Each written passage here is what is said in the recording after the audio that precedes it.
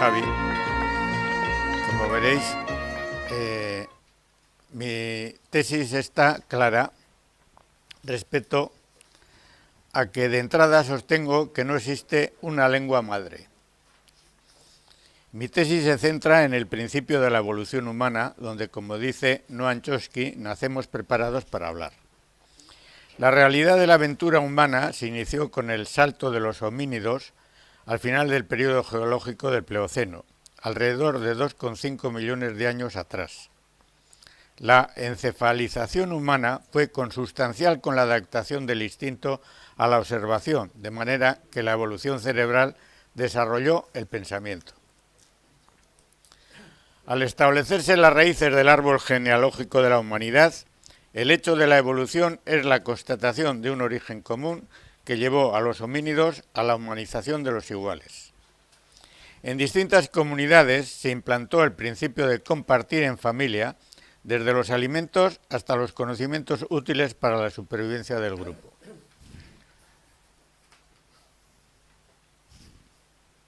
¿No aparece ahí un gráfico del árbol genealógico?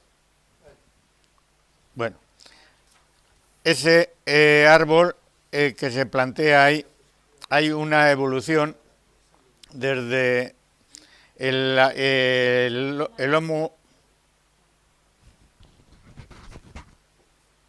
del Homo afarensis hasta los Australopithecus, pasando luego por una serie de especies que desaparecieron sin dejar más huellas que los de sus huesos, y se plantea directamente la especie del Homo erectus, desde donde nosotros venimos con ese proceso que se plantea hasta 500.000 años, una penetración de dos especies. La especie Homo erectus desaparece con Petralona y las dos especies consiguientes son el Homo sapiens, que es el neanderthalensis, y el Homo sapiens sapiens, que es nuestra especie actual. El intercambio de experiencias impulsó el fortalecimiento de lo simbólico en el pensamiento individual, desarrollando el lenguaje como sistema de un yo colectivo hasta consolidar un nosotros. Desde el contacto por el interés en el intercambio y apoyo, este lenguaje en principio fue gesticulador y por señas. Con la aventura de las migraciones en las distintas distancias más lejanas, crecerían las diferencias con los atavismos y simbolismos propios de cada grupo. Con las adaptaciones raciales al clima se consolidarían las variaciones de acercamiento primitivo, sobresaliendo nuevas singularidades. Si el gesto no pudo retener la manifestación primera de manera continuada, la estructura del pensamiento se adaptaba a cada circunstancia ambiental. Con las nuevas cercanías se posibilitaban nuevos simbolismos en nuevos contornos geográficos. Si la especie Homo creó el lenguaje, primero por señas, luego ciertas armonías, se hicieron naturales a la percepción auditiva y la expresión sensitiva. Se identificaron así imágenes, consolidando matrices en el pensamiento. Aquello que era de uso normal se hizo convencional para trasladar las primeras raíces de imágenes compartidas al pensamiento compatible con la participación habitual en el grupo familiar. El propósito del lenguaje por gestos es sin duda una cuestión de relación entre semejantes, desde el momento de compartir el alimento en grupo y construir morar el nido en distintos puntos de un itinerario nómada. El lenguaje gestual por señas es anterior al lenguaje oral. El Paleolítico responde al periodo relativo a la primitiva edad de la piedra tallada de manera universal, desarrollada con la técnica bifaz chelense a chelense. Más tarde, el salto de lo sensorial a lo racional relacionaría el lenguaje gestual con el lenguaje oral, dando lugar a la actividad intelectual directa. Así la historia comenzó con la palabra. El lenguaje oral, al organizar un sistema de códigos de entendimiento mediante expresiones de viva voz auditivas, con la interrelación en la comunicación necesitaba en sus inicios de nexos de referencia. En la fase más temprana de los orígenes del lenguaje oral, la articulación de voces para el entendimiento, la facultad física de hablar, no sería todavía un sistema de códigos permanentes.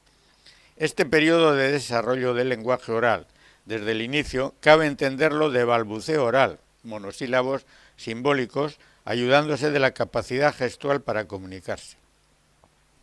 Al inicio, sin códigos suficientes para transmitir informaciones, el lenguaje gestual sería necesario como acompañante, de modo que el papel determinante del gesto marcó la transición como euskara, traza de la mano.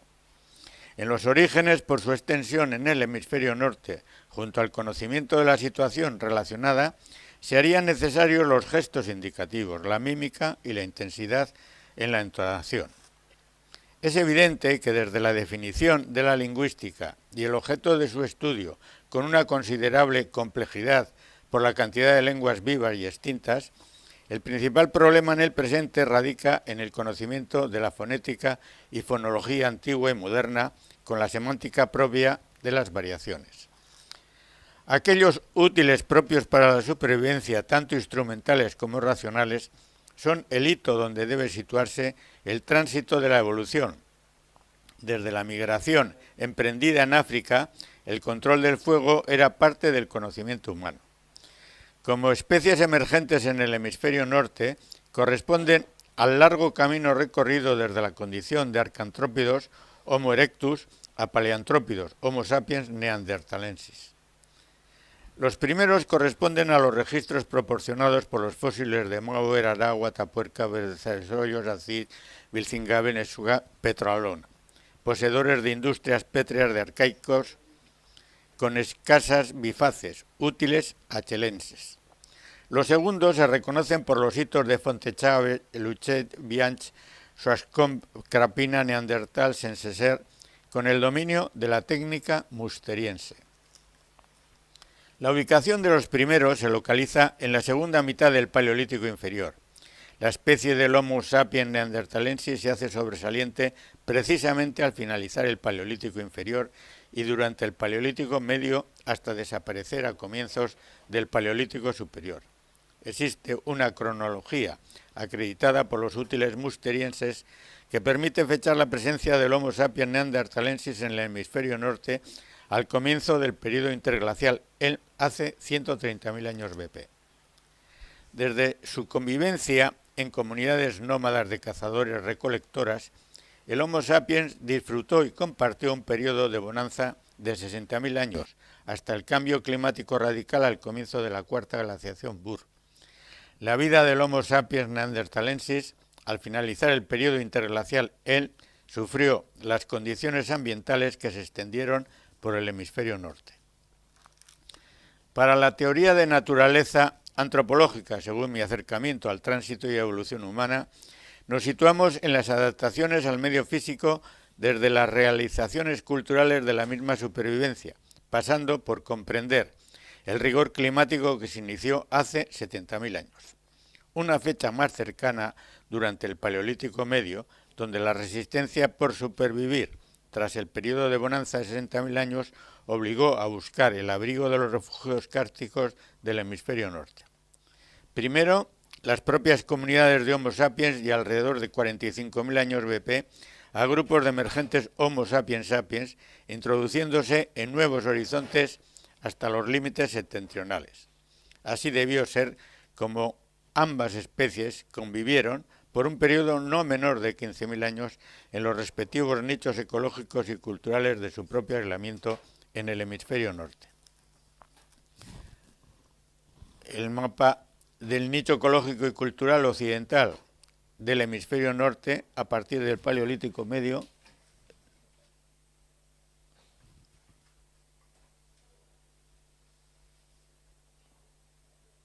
este es.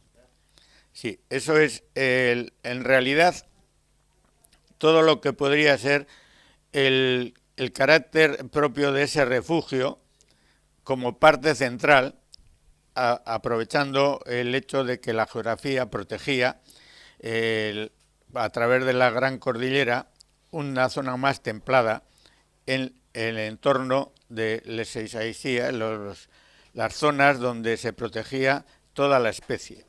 A esto es a lo que Bosch-Gimpera llama el pueblo asturpirenaico perigordino. Y Perigord es, Vericor es el portal, es la zona propia desde las palabras mismas del euskera.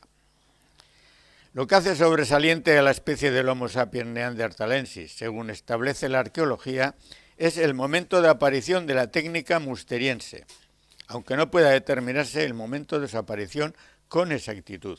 Según dice André Lerroux-Gourhan, hay dos razones que impiden que la fecha y el punto de aparición puedan determinarse con precisión. La primera es que si esta técnica precisa de varios milenios para su desarrollo, su difusión no ha sido forzosamente muy lenta.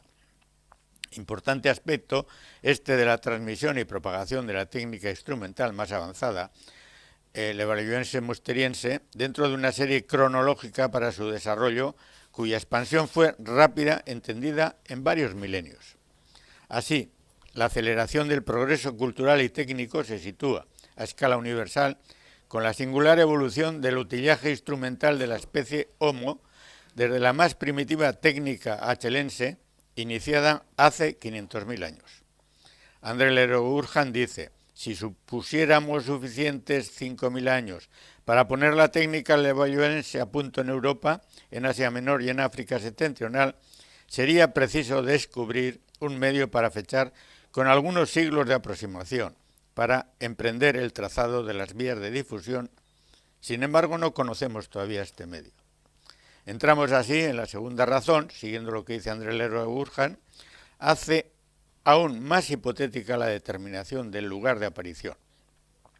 La técnica levalloiense combina los rasgos de fabricación del bifaz achelense en la preparación del núcleo conocido como chopper, y más generalizadas las de obtención de lascas alargadas.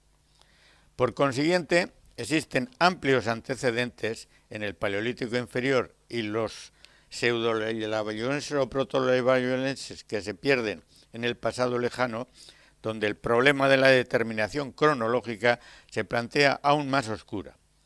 En un plano más general, no hay que olvidar que del Paleolítico inferior al Paleolítico superior, las técnicas evolucionan en progresión de marcha logarítmica, mientras que las generaciones humanas se suceden en digresión constante. Una referencia de André Lerroux-Gourhan, que recoge acciones, por otra parte, bien presentes en la cultura musteriense, desde la preparación de un nódulo, chopper, hasta su elaboración funcional como instrumentos útiles de una población Homo sapiens neanderthalensis.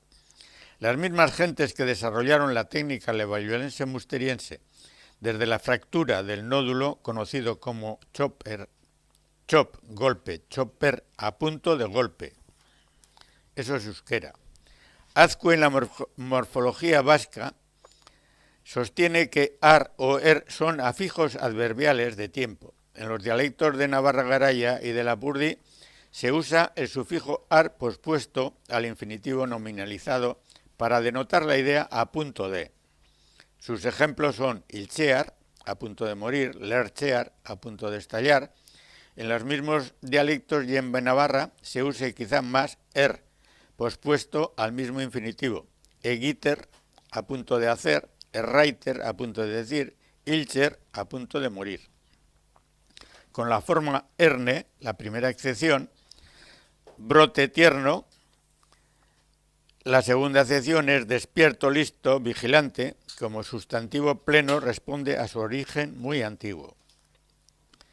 Es ilustrativo este caso de transmisión oral a través del euskera escuara, donde el lenguaje es el medio para fechar, con algunos siglos de aproximación, las voces que identifican la horma de la industria musteriense.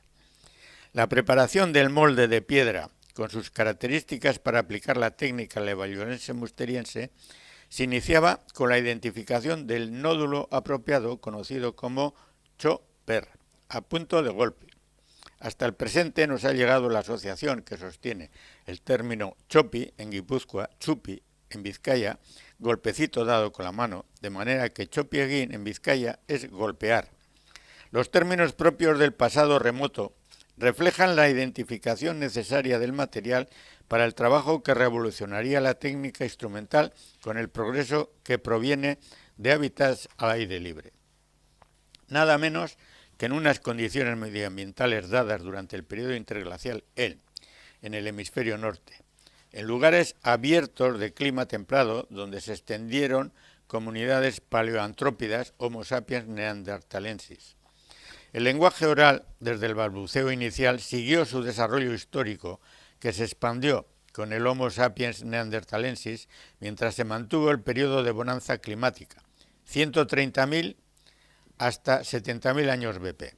Fue todo un acontecimiento favorable a las relaciones abiertas en espacios despejados mientras se imponía la nueva técnica levalloiense-musteriense. En este contexto de la catalogación objetiva del chopper pasó a describir el significado concreto de la palabra donde suena la onomatopeya del golpe, chop. Como fruto de la experiencia adquirida por el Homo sapiens neanderthalensis, la resolución en la transmisión de información es la deducción del monosílabo onomatopéyico. Es parte de la historia del lenguaje que comenzó con la palabra. La formación de esta matriz en el pensamiento transmite al individuo la experiencia de generaciones a partir de la técnica instrumental musteriense, una práctica que desarrolló la matriz descriptiva con la identificación del nódulo correspondiente a la voz significativa del momento. Más allá de conjeturas, el sentido lógico que abarca el silogismo refleja desde el juicio general, la técnica instrumental musteriense del Homo sapiens neanderthalensis se transmitió mediante la palabra identificada como chop. Al juicio particular, la palabra chop relacionaba el concepto mediante el lenguaje oral, estableciendo la resolución. El Homo sapiens neanderthalensis se relacionaba mediante el lenguaje oral. Existe una cronología acreditada por los útiles musterienses que permite fechar la presencia del Homo sapiens neanderthalensis en el hemisferio norte, al comienzo del periodo interglacial hace 130.000 años BP.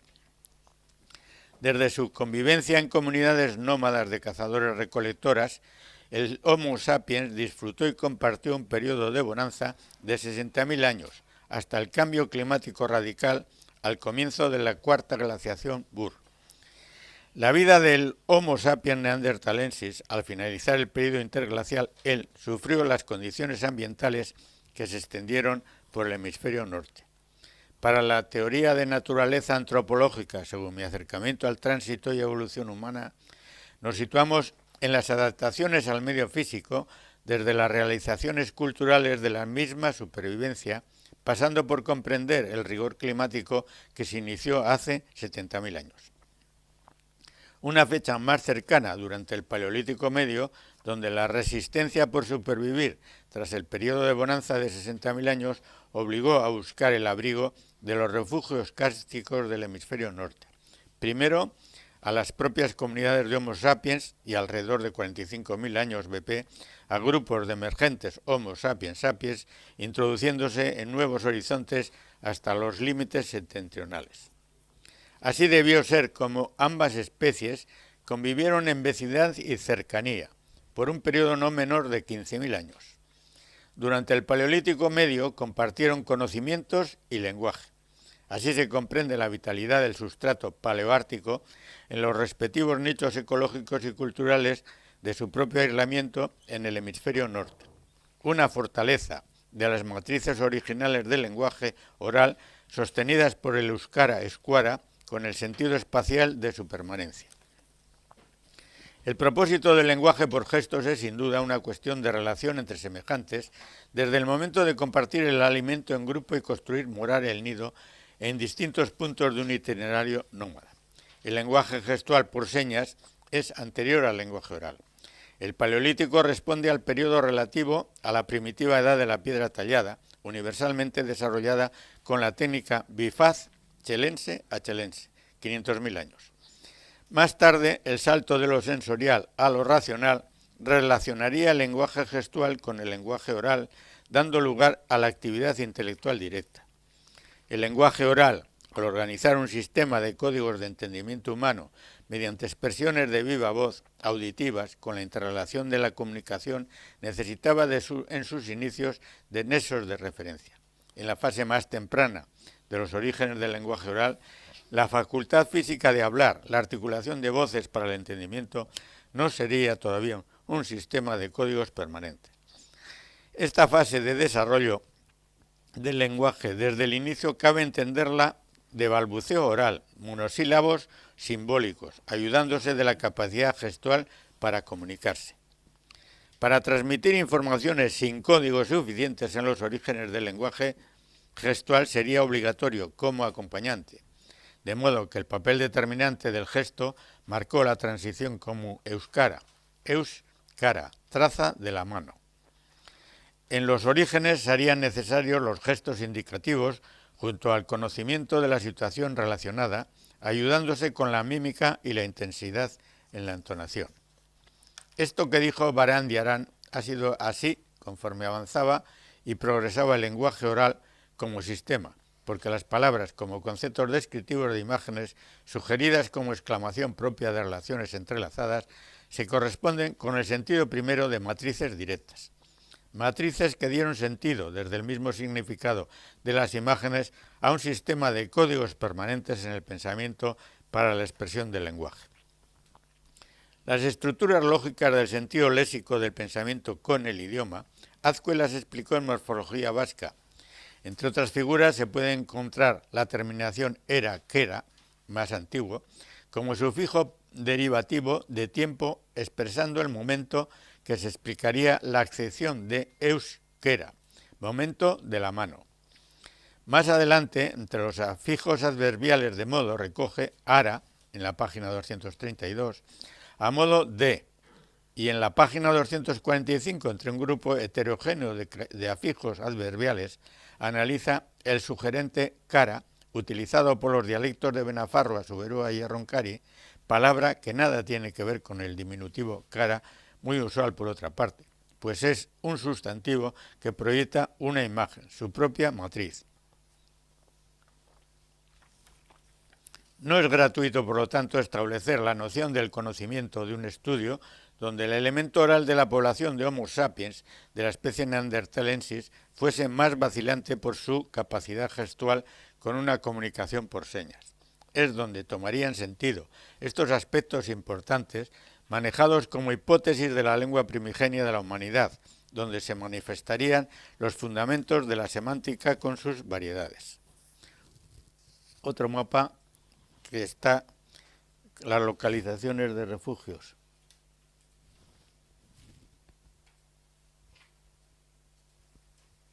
Ese.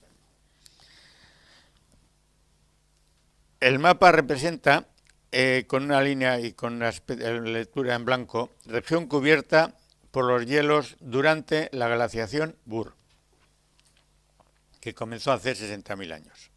Mientras tanto, la extensión del Homo sapiens había llegado incluso por encima. Localizaciones de refugios del Paleolítico en el hemisferio norte. En el occidente está el euskera, que penetra lo que es en la península hasta las zonas esas devastadas por el clima de la meseta, donde se refugian en la zona cárstica, en la zona de los Alpes, incluido Europa, Italia y parte de las islas de Cerdeña y Córcega. Esto es un trabajo que viene posterior. Después hay una serie de aspectos importantes que son las lenguas caucásicas, que son distintas entre sí mismas, que no tienen una hilazón como se les ha pretendido relacionar con el euskera. Y más orientales todavía son el nacimiento de las lenguas arias. He puesto con unas interrogaciones posibles localizaciones de la especie Homo sapiens y Homo sapiens sapiens en lo que es el hemisferio norte por encima del paralelo 30. Como deducción razonable se podría estar así recogiendo en el hemisferio norte el conocimiento anterior a las comunidades de Homo sapiens sapiens, con la dificultad y forma balbuciente de expresiones orales de su antecesor, el Homo sapiens.